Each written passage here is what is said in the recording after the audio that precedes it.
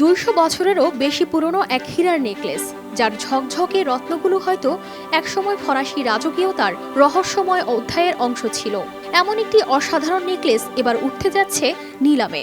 শোনা যাচ্ছে এর মূল্য হতে পারে প্রায় 2 থেকে 3 মিলিয়ন ডলার পর্যন্ত, যা বাংলাদেশি টাকায় প্রায় 30 কোটি টাকারও বেশি। কিন্তু এখন প্রশ্ন হচ্ছে, শুধু একটি নেকলেস কেন এত মূল্যবান?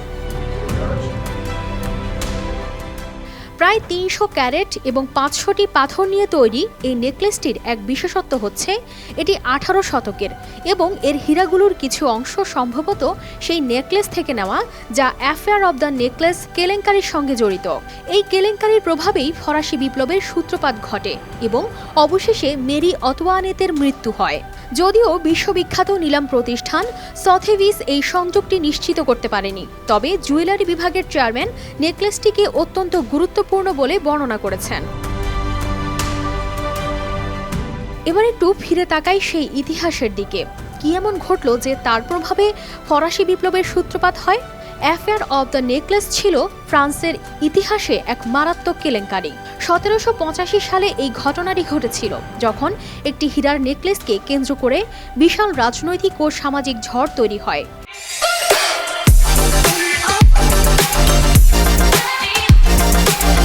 সেই সময় এটি রাজতন্ত্রের জন্য খুবই অপমানকর ছিল এবং এটি একরকম ফরাসি বিপ্লবের শুরুর পথ তৈরি করেছিল।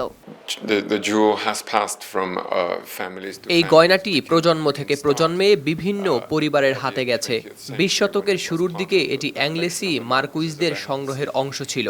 অ্যাংলেসি পরিবারের একাদশ ও দ্বাদশ জননী এই নেকলেসটি রাজা ষষ্ঠ জর্জ ও রানী দ্বিতীয় এলিজাবেথের রাজ্যাভিষেকে পরেছিলেন। এটি 18 শতকের একটি অত্যন্ত গুরুত্বপূর্ণ এবং বিরল নেকলেস। যদিও এর হীরার উৎস সঠিকভাবে নিশ্চিত করা যায়নি, তবে ইতিহাসবিদরা মনে করছেন এর কিছু অংশ সেই বিখ্যাত কেলেঙ্কারির সঙ্গে সংযুক্ত হতে পারে, আর সেই ইতিহাসই এই নেকলেসকে আরও বিশেষ করে তুলেছে। কিন্তু কেবল ইতিহাসই নয়, এর ডিজাইন এবং কারুকাজও এক কথায় অসাধারণ।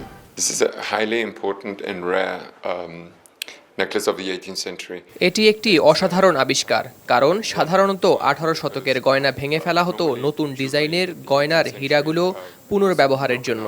তাই জর্জিয়ান যুগের একটি সম্পূর্ণ অক্ষত টুকরো পাওয়া সত্যিই বিশেষ।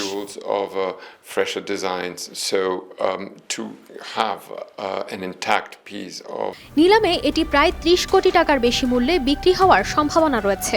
এখনো পর্যন্ত এই ধরনের নেকলেস খুবই কম পাওয়া যায়, আর তাই এই নিলাম অনেকের কাছেই বিশেষ আকর্ষণের কেন্দ্রবিন্দুতে পরিণত হয়েছে।